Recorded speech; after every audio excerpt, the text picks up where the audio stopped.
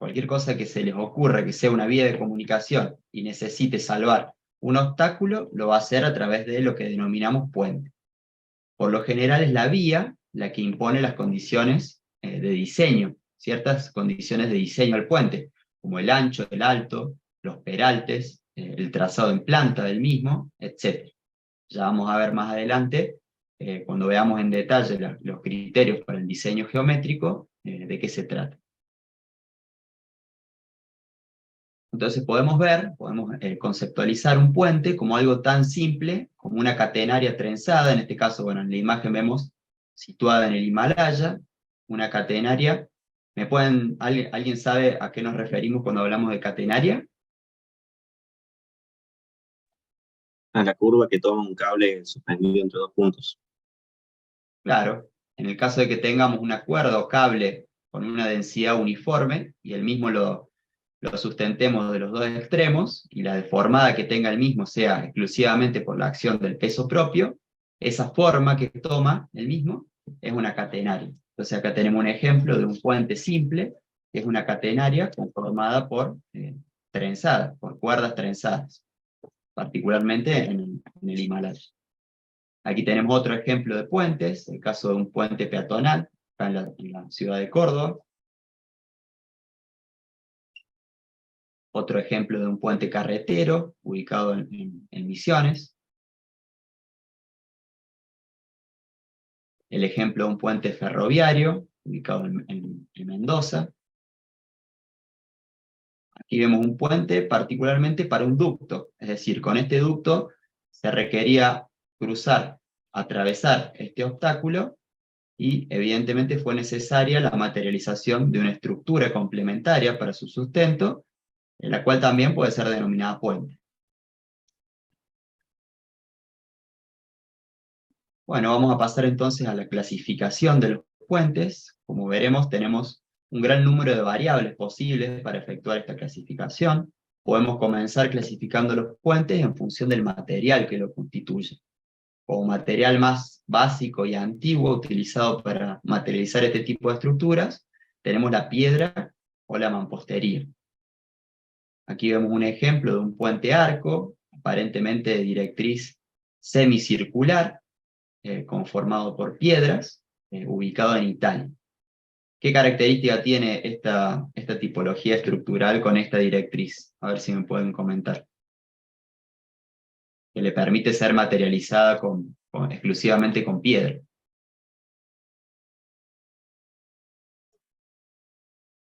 ¿Puede repetir la pregunta, por favor?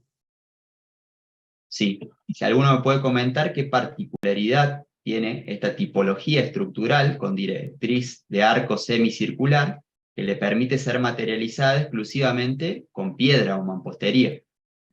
Que solamente resiste esfuerzos normales. No solo esfuerzos normales, sino compresión. Es decir, la tipología de arco semicircular genera que sus elementos constituyentes estén sometidos prácticamente exclusivamente a compresión. Por lo tanto, se puede materializar la misma con un material como la piedra, que sabemos bien que resiste preponderantemente a la compresión.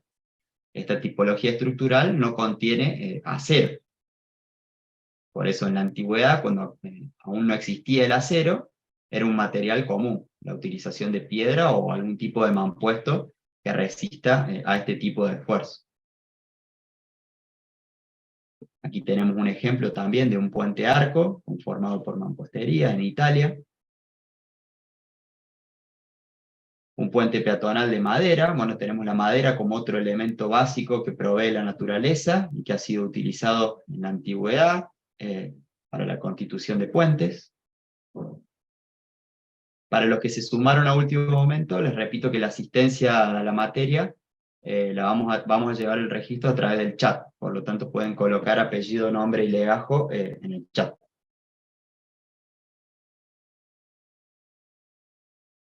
Otro material utilizado, ya más moderno, es el acero, como vemos el ejemplo en este puente ferroviario, con vigas de sección de alma llena, abulonadas.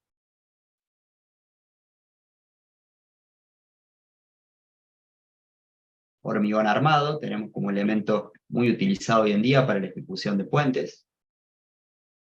En este caso un puente ferroviario también, ubicado en Santa Fe. El hormigón precomprimido también es un material que es bastante reciente, si hablamos de la historia de los puentes, para la materialización de los mismos. Acabamos un ejemplo para un puente carretero en la provincia de Córdoba.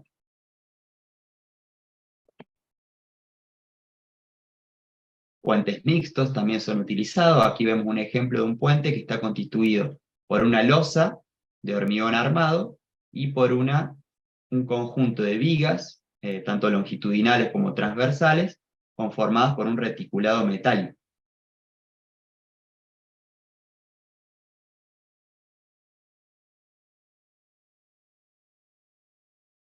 Otra variable que podemos utilizar para la clasificación de puentes es en función de la luz libre. Podemos clasificar los puentes como pequeños o de luz pequeña, en el caso de que la luz sea menor a 15 metros, moderada cuando la luz va de 15 a 40 metros, grande cuando ya va de 40 a 150 metros, y de luz importante cuando la luz principal del puente, como en este caso, es mayor a 150 metros. En este caso podemos ver un puente muy famoso e icónico de nuestro país, que es el puente Rosario Victoria, que vincula las provincias de Santa Fe y Entre Ríos. Es un puente de tipología atirantada en el vano principal. Podemos clasificar también a los puentes en función de el obstáculo que se busca atravesar. Podemos buscar atravesar cursos de agua, valles, otras vías de comunicación. Aquí vemos, por ejemplo, los viaductos recientemente construidos en la variante de las Altas Cumbres, en la ruta provincial 34 en Córdoba.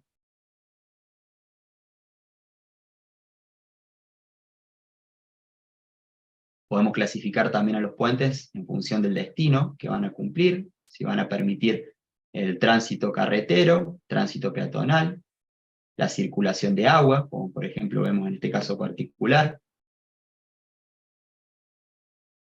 puentes ferroviarios, ductos, como vimos en el ejemplo del principio, puentes provisorios, que se utilizan provisoriamente para la circulación de maquinarias o materiales a través del mismo, y luego evidentemente se derrumban para permitir el paso, en este caso, de un río. Podemos clasificar los puentes también en función del esquema estático que lo constituye. Un puente puede estar constituido, en el caso de un puente viga, por vigas isostáticas, en el cual se encuentran simplemente apoyadas. Puede ser un puente isostático con voladizos en los extremos, como vemos en el caso superior. Puede ser una tipología Gerber de vigas, en el cual tenemos puentes que apoyan en los estribos y en las pilas y presentan un determinado voladizo a través de cada una de las pilas, y en la parte central un tramo que se encuentra simplemente apoyado, articulado en los dos apoyos.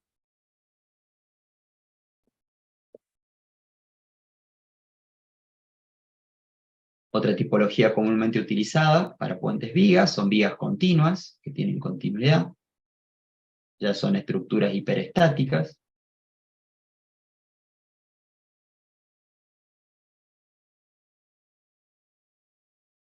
Bueno, por un lado tenemos vías continuas de sección constante, o vías continuas de sección variable, como vemos en este ejemplo.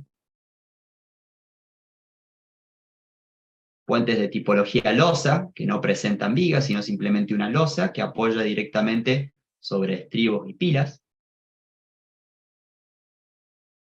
Vamos a mencionar que los estribos son los apoyos extremos que presenta el puente, y las pilas son los apoyos intermedios del puente.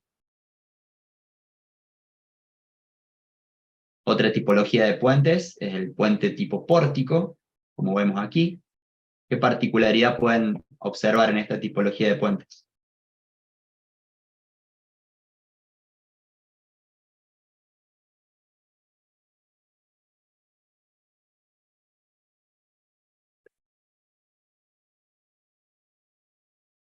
¿Qué me pueden decir del apoyo del tablero sobre la pila?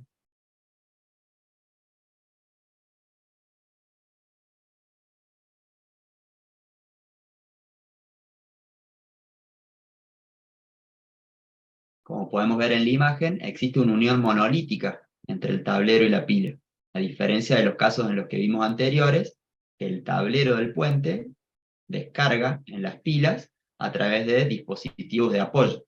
En el caso de los puentes aporticados o tipo pórtico, existe una unión monolítica entre el puente y la pila.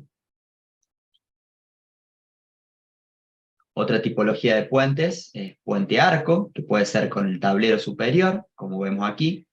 El arco se encuentra en la parte inferior de la estructura, tenemos el tablero en la parte superior y pilas intermedias que vinculan ambos elementos.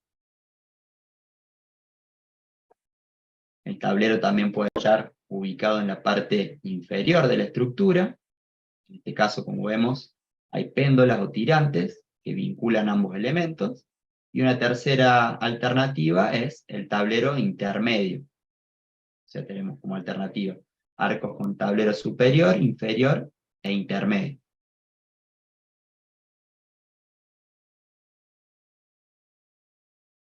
Tenemos los puentes atirantados o conobenques, en los cuales se tienen las pilas como elemento protagonista en esta tipología de puentes, de las cuales mediante cables u obenques se sustenta el tablero del puente.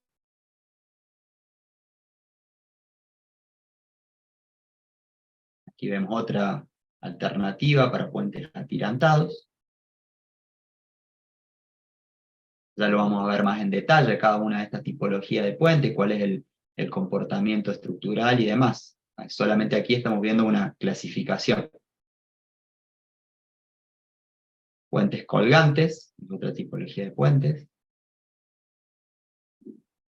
Se diferencia de los atirantados porque hay cables que vinculan en forma directa las pilas, y de estos cables se desprenden péndolas que sustentan el tablero del puente. Bueno, ¿hay alguna consulta hasta acá? ¿Algún comentario que quieran hacer?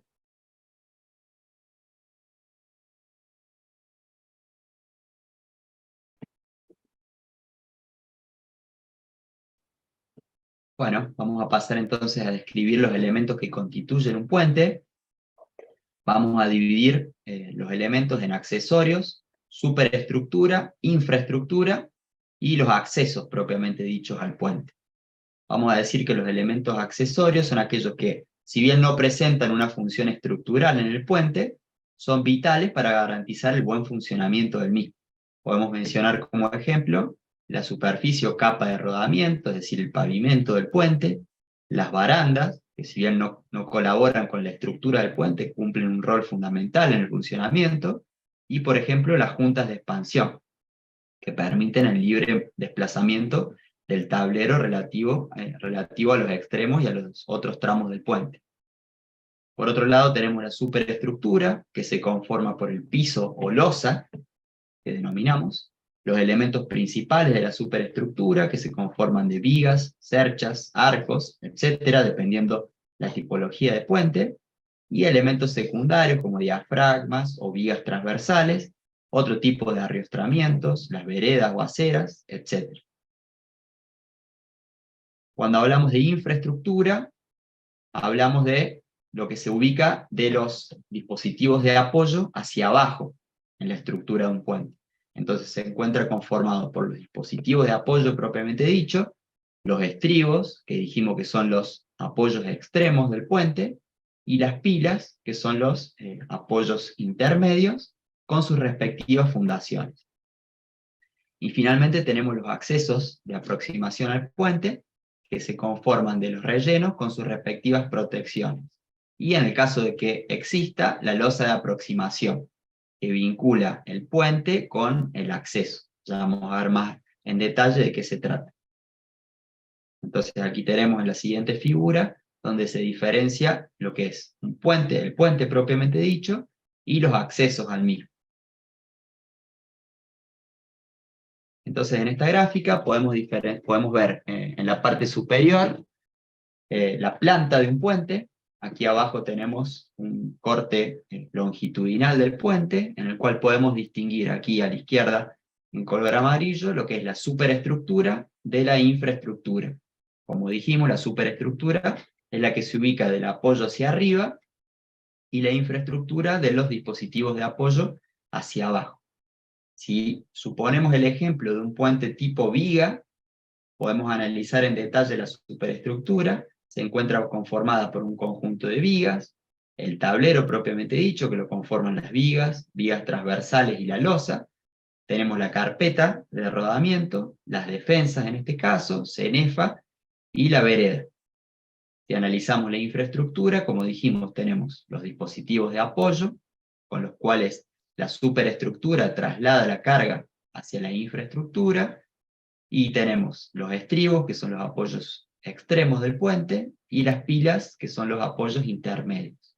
En el caso de las fundaciones, podemos tener dos tipologías de estribo, que aquí se encuentran materializadas. Por un lado, estribo abierto o falso estribo, que ya vamos a ver cuando hablemos de este dispositivo más en detalle de qué se trata, un estribo abierto, y en el extremo derecho podemos ver el ejemplo de un estribo cerrado.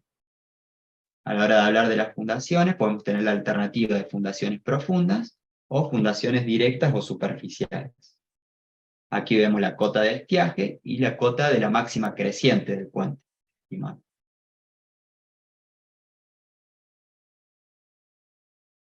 ¿Hay alguna consulta hasta aquí? ¿Algún comentario?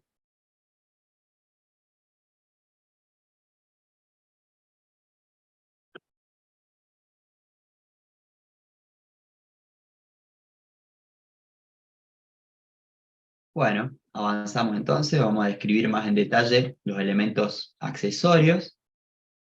Dijimos que la superficie de rodamiento o pavimento que conforma el puente es la capa de desgaste que se ubica sobre el sistema de piso o losa que definimos, y cumple la función de proteger a esta losa de la abrasión producida por el tránsito y por los diferentes efectos climáticos. Aquí vimos el ejemplo donde se observa la superficie de rodamiento en un puente carretero.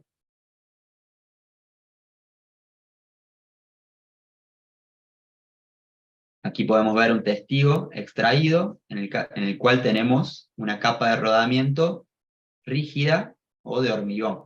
Aquí vemos el segmento que se ubica en la parte superior del testigo, que es lo que es la capa de rodamiento propiamente dicha, y aquí comienza lo que es la losa, que conforma la superestructura del puente.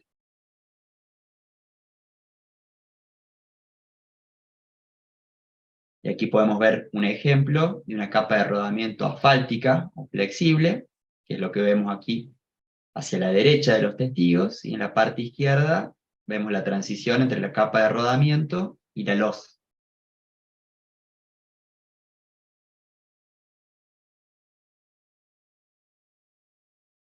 Bueno, otro de los elementos accesorios del puente, como dijimos, es la baranda, que si bien no forma parte de la estructura del mismo, no tiene colaboración desde el punto de vista estructural, forma parte de uno de los elementos que son vitales para el funcionamiento, para el correcto funcionamiento del puente.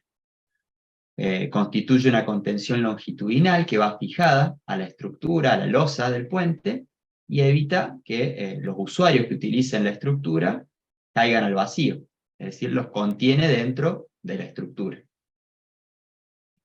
Aquí vemos un ejemplo de una baranda en un puente carretero. Las juntas de expansión, que como dijimos son elementos que dividen a la losa en los extremos, es decir, aquí tenemos la estructura propiamente dicha y aquí el acceso al puente, y a su vez, dependiendo de la tipología estructural del puente, podemos tener juntas de expansión intermedias que dividen los distintos tramos del puente. Entonces, el objetivo que cumple la junta de expansión es permitir la libre traslación o rotación para garantizar que la estructura pueda tener libre expansión y contracción. Aquí vemos entonces un ejemplo de una junta de expansión entre el tablero y el estribo del puente. Pasamos entonces a la superestructura. Está compuesta por los elementos estructurales que se ubican, como dijimos, por encima de los apoyos del puente. Van a cumplir la función de recibir la carga proveniente de lo que circule sobre el puente, si es un puente peatonal, de la circulación de personas, en el caso del puente carretero, la circulación de vehículos, y transmitirla a través de los apoyos a la infraestructura y finalmente al suelo, a través de las fundaciones. Entonces acá vemos el caso de una superestructura típica para el caso de un puente de viga. Tenemos la superficie de rodamiento, la losa, las vigas principales del puente y vigas secundarias o transversales que vinculan en sentido transversal a las vigas principales.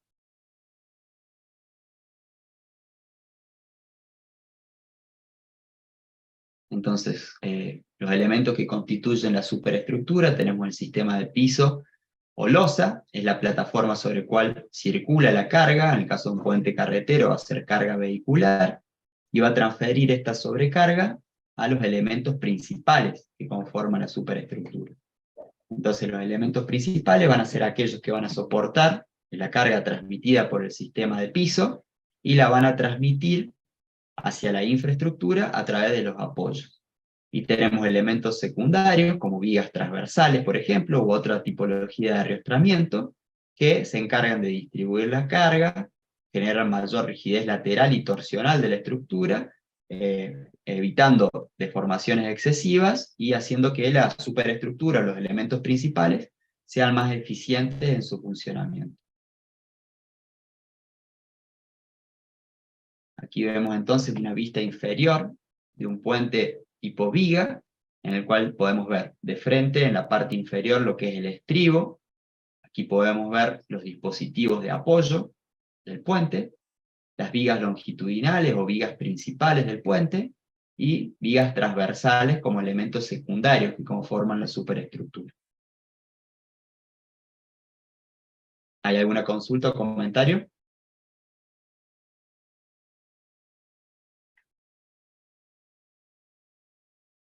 Bueno, entonces vamos a definir la infraestructura. Son aquellos elementos que van a ser diseñados para soportar las cargas por parte de la superestructura y transmitirlas a las fundaciones y finalmente al suelo. Entonces, por un lado tenemos los apoyos, que van a estar conformados por sistemas mecánicos, que van a transmitir la carga de la superestructura a la infraestructura. ¿Y cuál es la función que deben cumplir? Deben garantizar los grados de libertad con los cuales se diseñó la estructura. Es decir, si nosotros asumimos que la estructura se conforma de una viga simplemente apoyada, que se apoya en un apoyo fijo en uno de sus extremos y en un apoyo móvil en otro extremo, si esa fue nuestra premisa de cálculo y de diseño estructural, para que realmente en la realidad se materialicen los esfuerzos que nosotros asumimos, debemos materializar la tipología de apoyo para que garanticen los grados de libertad asumidos como premisa. Entonces tenemos aquí como ejemplo un apoyo móvil metálico de tipo balancín, el cual es móvil porque permite el movimiento, la traslación en sentido longitudinal del puente o en sentido horizontal, como lo vemos aquí en el corte, y permite la rotación a través de un eje que en este caso es perpendicular a la pantalla, es decir, es perpendicular al eje longitudinal del puente. Aquí vemos otra tipología de apoyo móvil comúnmente utilizada, que es la de tipología rodillo también. Vemos un apoyo de neopreno, que en este caso permite la traslación también en sentido longitudinal del puente, y la rotación de igual manera alrededor de un eje transversal. Aquí vemos un ejemplo de un apoyo fijo de acero, que únicamente va a permitir la rotación del puente, no va a permitir la traslación en ninguna de sus direcciones. Y vemos el caso de una pila o apoyo empotrado, como les mostraba en el caso de los puentes tipo pórtico, en el cual hay una vinculación monolítica entre la pila y la superestructura. Entonces aquí tenemos una premisa de apoyo empotrado. Lógicamente esta pila a la hora de diseñarla, vamos a tener que diseñarla con las dimensiones y la armadura, en el caso de que sea de hormigón armado, correspondiente, para que garantice que ante las cargas solicitantes no se produzca rotación en este punto.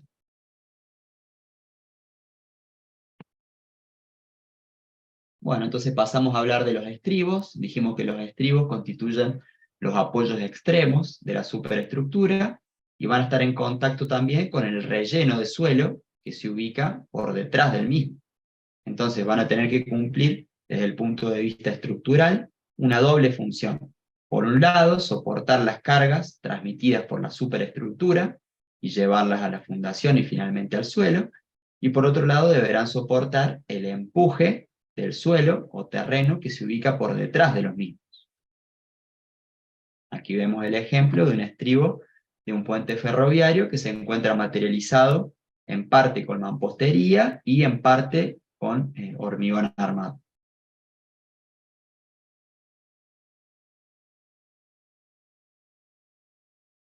Bueno, las pilas, dijimos que son los apoyos intermedios de la superestructura, y de igual manera tienen la función de soportar la carga transmitida por la superestructura a las fundaciones y al terreno.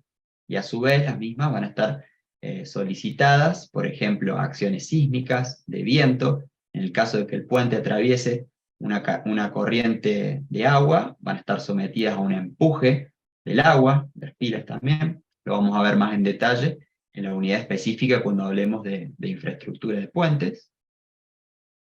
Aquí vemos el ejemplo de una pila de mampostería en un puente ferroviario.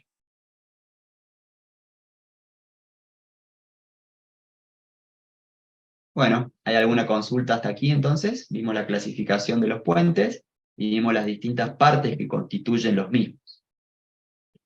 Ahora vamos a pasar a ver una reseña histórica de los puentes. Como dice aquí, los puentes actuales no son otra cosa que el resultado de los aprendizajes que se han dado a lo largo de la historia.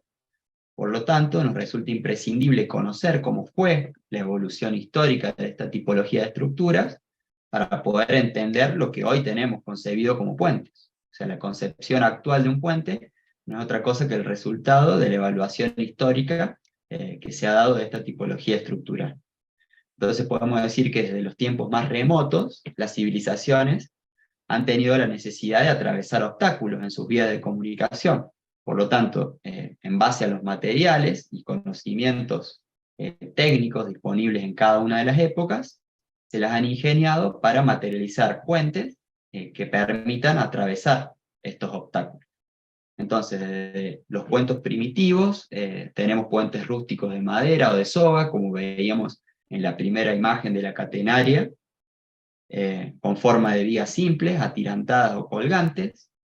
En China y en el Imperio Romano, antes de Cristo, ya se construían puentes con tipología de piedra, basándose en lo que decíamos inicialmente. Seguramente las bóvedas o la tipología adoptada tienen que ver con tipologías de puentes que se encuentran sometidas exclusivamente a esfuerzos de compresión, ya que la piedra es un material que resiste muy bien esta tipología de esfuerzos.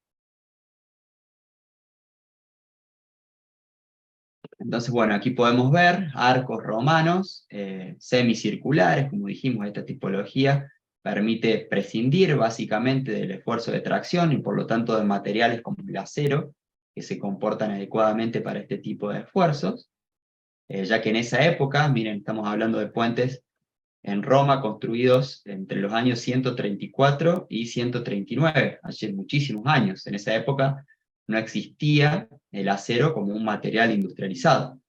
Entonces, se la tenían que ingeniar con los materiales y los conocimientos que tenían para salvar los obstáculos.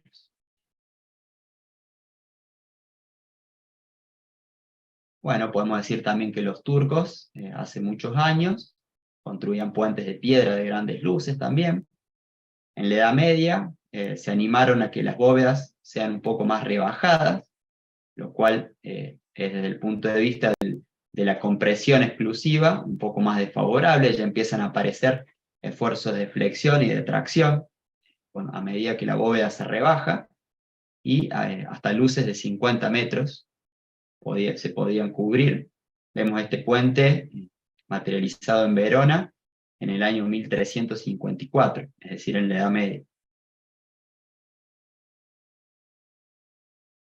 Bueno, los puentes de hierro fundido a fines del siglo XVIII, con la Revolución Industrial, en 1758, los chinos construían las primeras tipologías de puentes en cadena.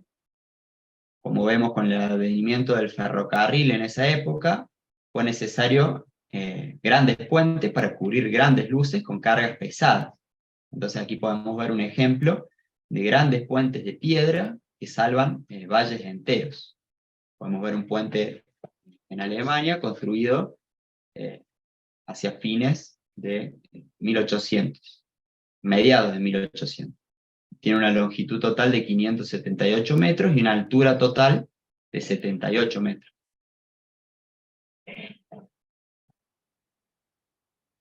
Pocos años después, como vemos, también a mediados de 1800, se construyeron grandes puentes con enrejados de acero. Ya empieza a aparecer el acero, luego de la Revolución Industrial, como un material masivo utilizado en la construcción.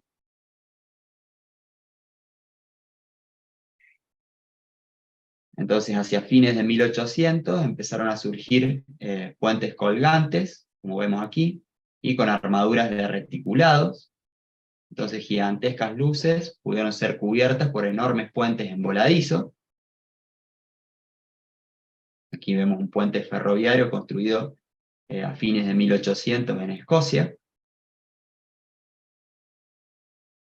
Como vemos recién a partir de 1900, si vemos que la historia de los puentes data desde antes de Cristo, vemos que el hormigón como material es relativamente nuevo, a partir del año 1900, es decir, hace 120 años que existe el material. Inicialmente se utilizó el hormigón en arcos de 3 articulaciones, es decir, se iban apuntando a tipologías estructurales donde la compresión era el esfuerzo predominante. Por lo tanto, en este caso, el hormigón no era armado y el único rol que cumplía era el de reemplazar a lo que antes se conocía como piedra. Es decir, se conformó una piedra artificial con esta tipología de material. El hormigón armado, que en esa época se llamaba Eisenbeton, es decir, la combinación de hierro y hormigón, se empleó a principios para losas del tablero y luego para losas nerburadas en arcos. Recién, luego de 1912, se empezó a utilizar esta tipología de material en puentes de viga y pórticos. Sin embargo, hasta esa época, solamente luces de hasta aproximadamente 30 metros en esta tipología de puentes, es decir, en puentes viga y pórtico. Para luces mayores seguían recurriendo a tipologías de arco. Simultáneamente en esta época, como dijimos, puentes arco de hormigón armado, se alcanzaban luces importantes. Aquí vemos un ejemplo de un puente en Suecia, construido a mediados de 1900, con una luz del arco de 280 metros, ya bastante importante.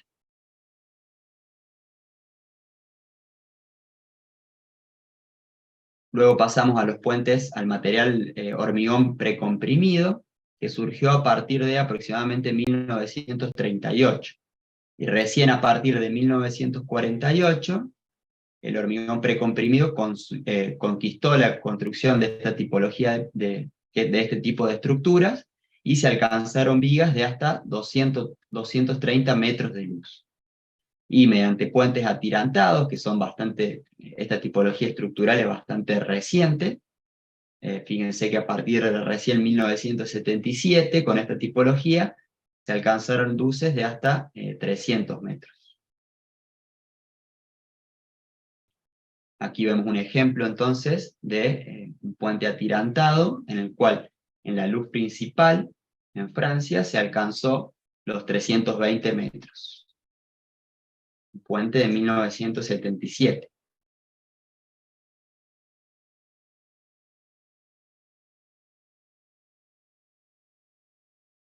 Bueno, ya vimos entonces un poco de la historia de los puentes y cómo fue evolucionando a través del tiempo este tipo de material. En conclusión, podemos decir que siempre la civilización necesitó atravesar obstáculos en sus vías de comunicación y se la fue ingeniando en función de los materiales y el conocimiento técnico o ingenieril, por si así quiere denominarse, en las distintas épocas, en función del material y los conocimientos que tenían, eran a las tipologías estructurales y las luces que se podrían cubrir. Entonces ahora vamos a ver un poco los materiales utilizados a lo largo de la historia para esta tipología estructural y los que se utilizan en la actualidad.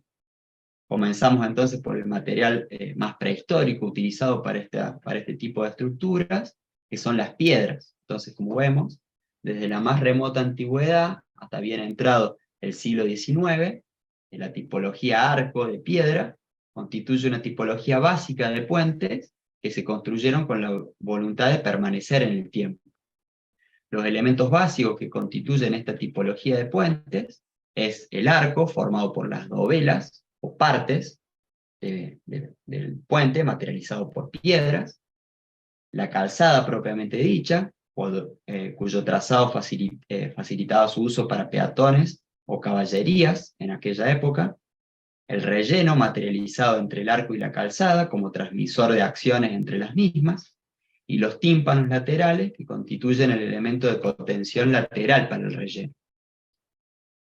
Entonces, podemos decir que a lo largo de la historia, el puente arco de piedra básicamente no ha sufrido modificación alguna.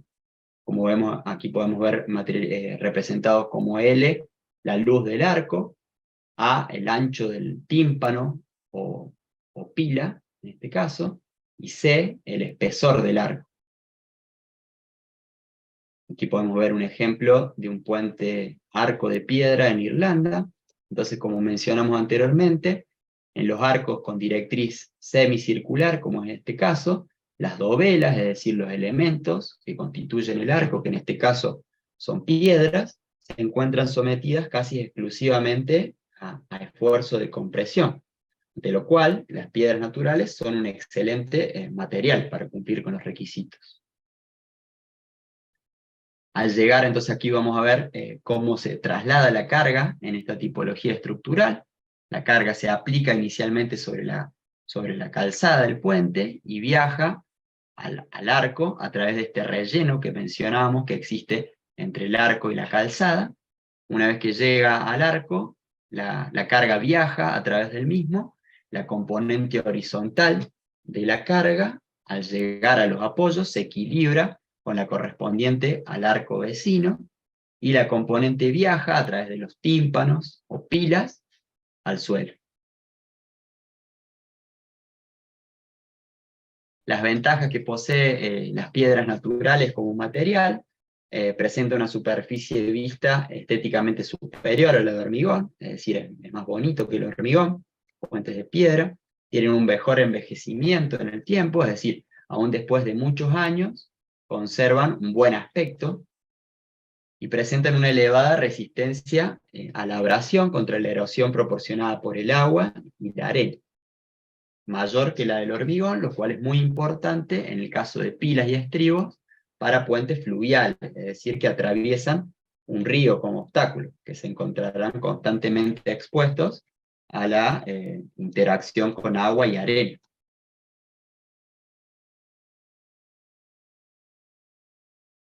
Vemos algunas propiedades de las distintas tipologías de piedras. Podemos ver la densidad en toneladas por metro cúbico, la resistencia a la compresión en megapascales y el módulo de elasticidad que tienen las piedras. ¿Me pueden decir estimativamente cuál es la resistencia a compresión del hormigón en megapascales?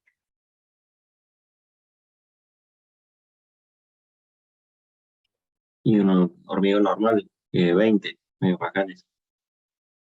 Claro, un H20 es de 20 megapascales. Actualmente se pueden alcanzar resistencias un poco superiores, H25, H30, en algunos casos, pero veamos qué resistencia tan elevada se alcanza a la compresión con el material de la piedra natural.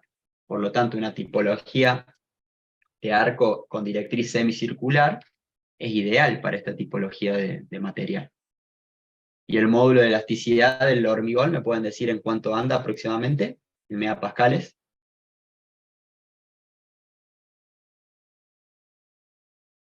¿O cómo lo estimarían el módulo de elasticidad?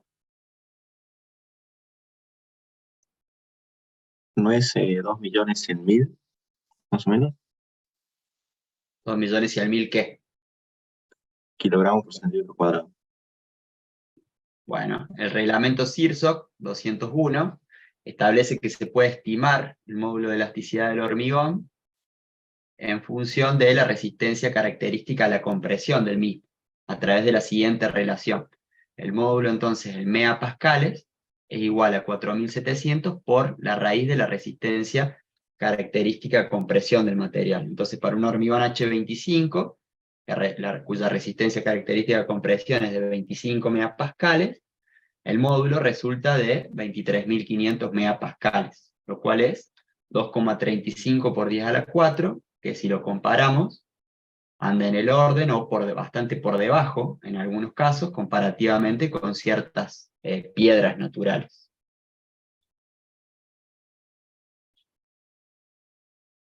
Otra ventaja que tiene la piedra es que el coeficiente de fluencia lenta, ¿qué entienden por fluencia lenta? Coméntenme.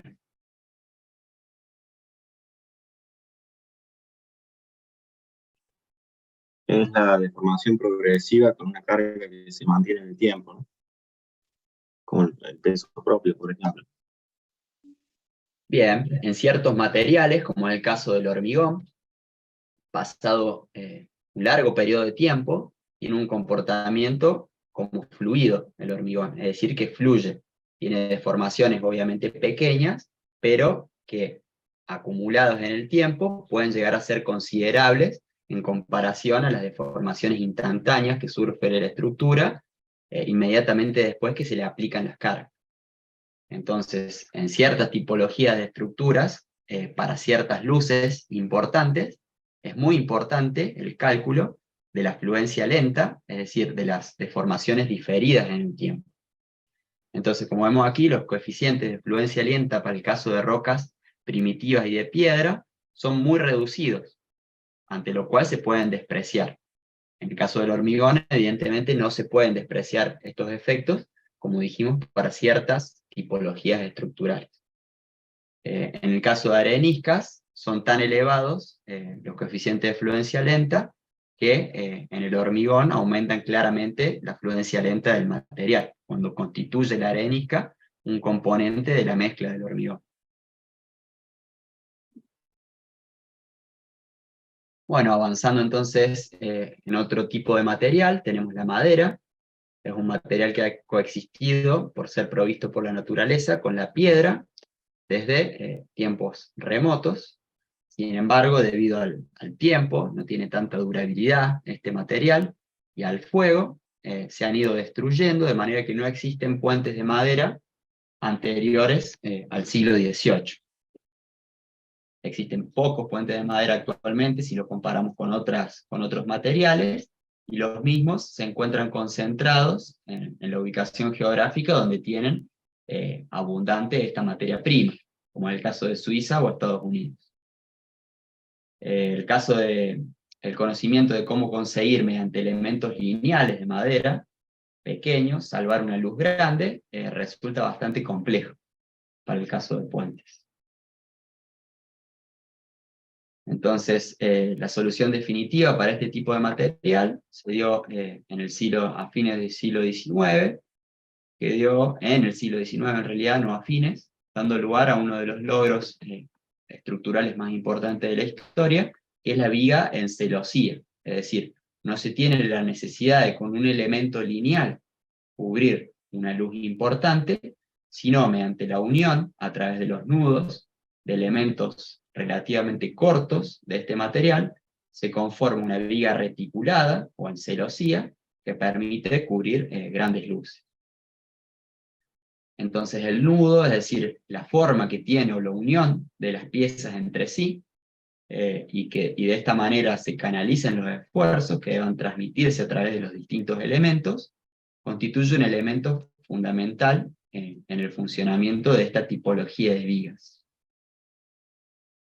Aquí podemos ver entonces distintas tipologías de vigas en celosía, constituidas por madera, que se han utilizado en la materialización de puentes.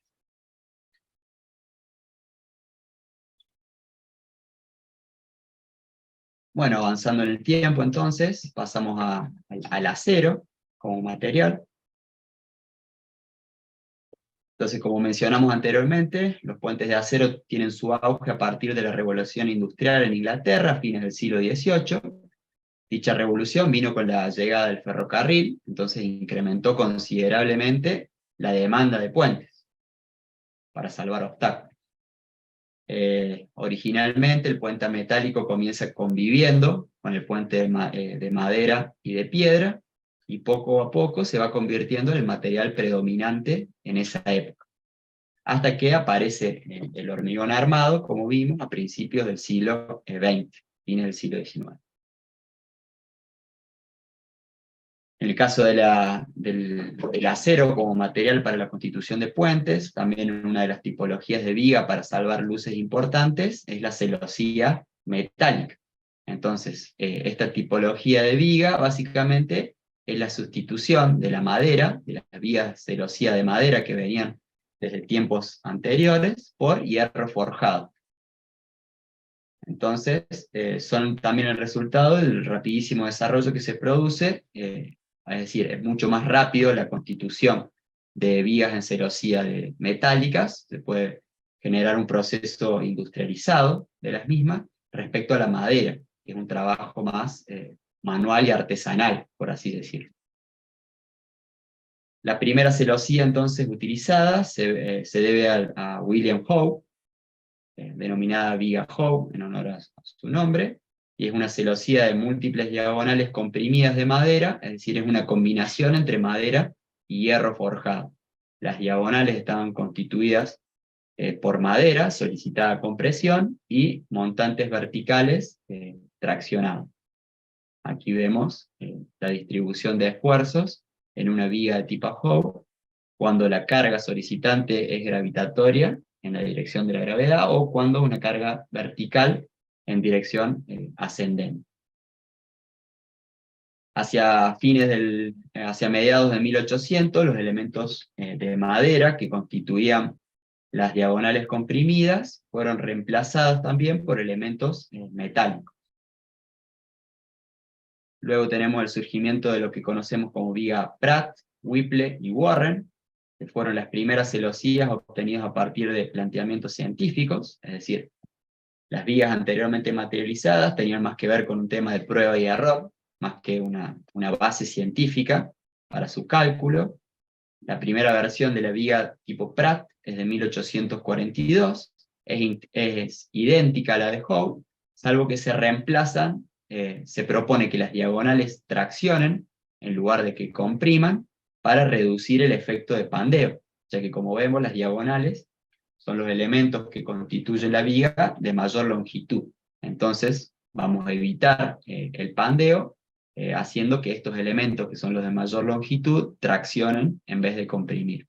Entonces esa fue la idea de la viga Pratt. La viga Warren es el tercer sistema de vigas inventada y patentada en los Estados Unidos en esos años, y es el resultado de la simplificación de las vigas anteriores.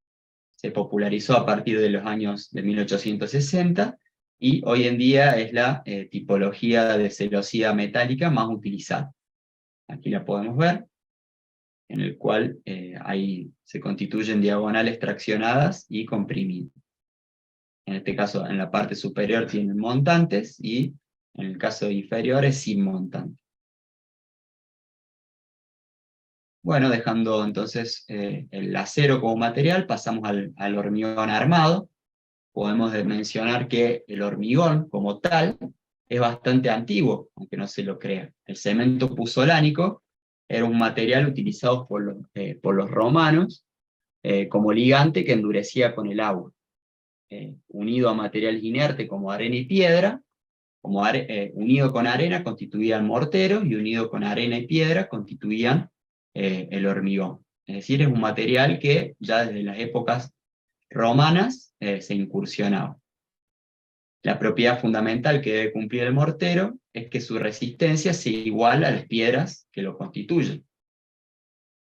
A lo largo de la Edad Media, entonces, existieron distintos tipos de morteros, pero no tan buenos como los romanos. Los romanos tenían el cemento puzolánico, que tenían propiedades muy buenas en cuanto a la resistencia de dicho material.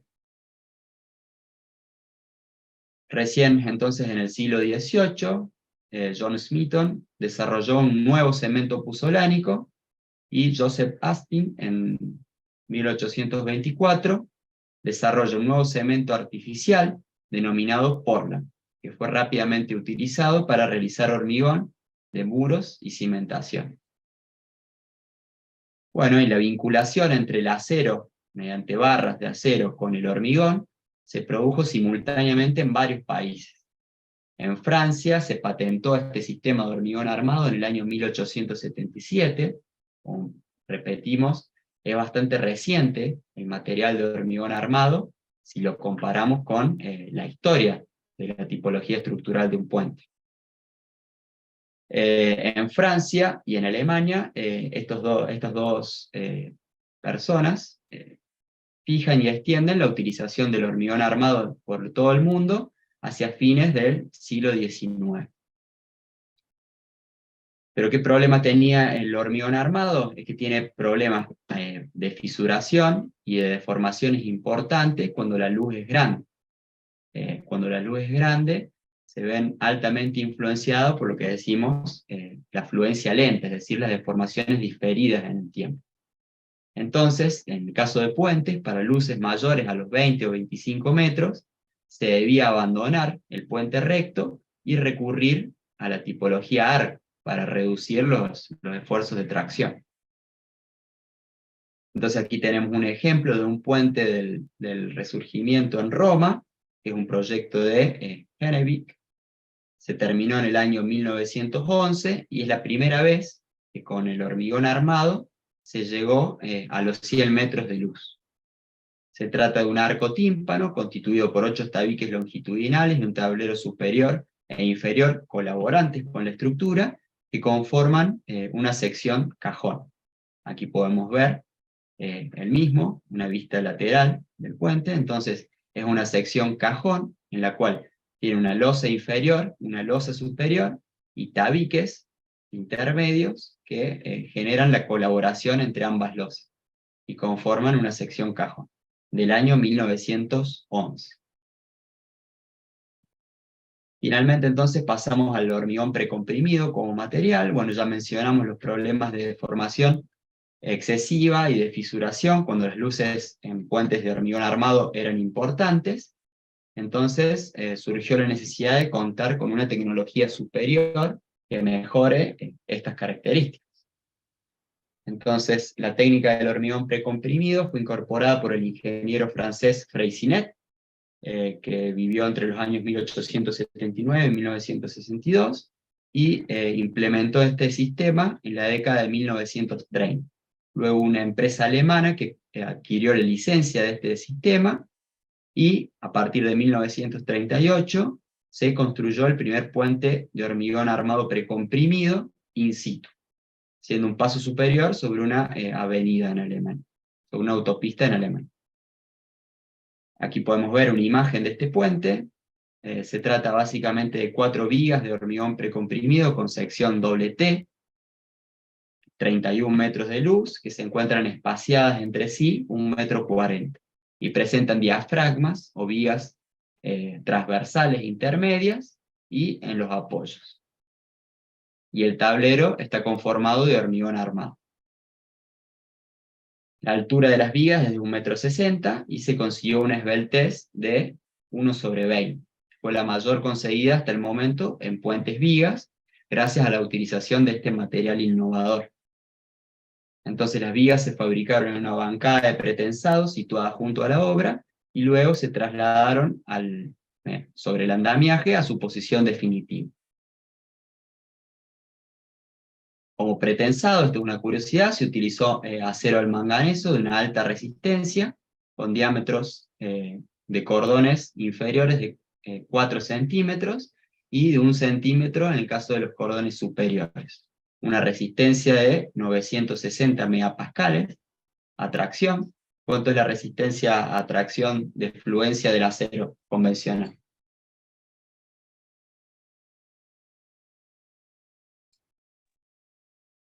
Eh, 4.200 kilos por centímetro cuadrado, ¿puede ser? Bien, que en megapascales sería 420. De ahí viene la denominación ADN 420. Entonces, como podemos ver, para este material, para el pretensado, se utiliza un acero de bastante mayor resistencia que el convencional que utilizamos en el hormigón armado. Y de esta resistencia, de esta capacidad resistente, solo el 55% de la carga se utilizó para el pretensado. Entonces aquí podemos ver una imagen del puente este del cual hablábamos, que era el primer puente con vigas de hormigón precomprimido, el momento luego de su construcción, y una vista reciente del puente. Bueno, ¿hay alguna consulta o comentario?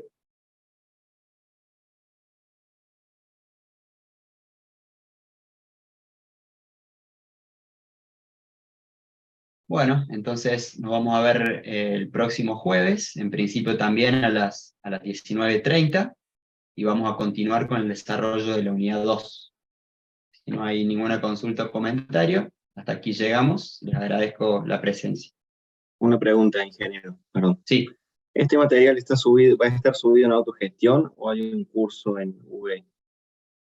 este material se va a subir en PDF autogestión.